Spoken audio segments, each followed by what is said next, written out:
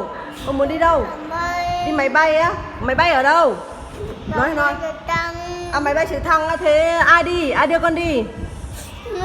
Nói thôi, không được khóc. Mẹ bảo Dì Nguyệt đưa con đi nhá. Đi máy bay nhá, hay dì Nga, hay bác Thủy?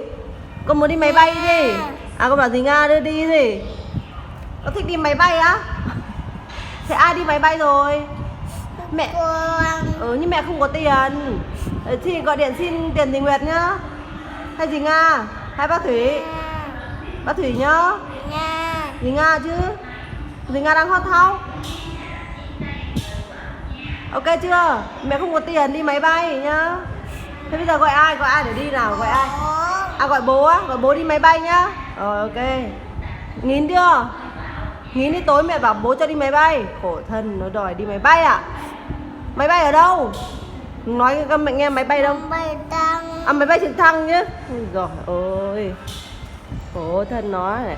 Nó lớn bằng này chưa đi máy bay à? Rồi. Thế con biết máy bay ở đâu? Con xem cái đấy ở đâu?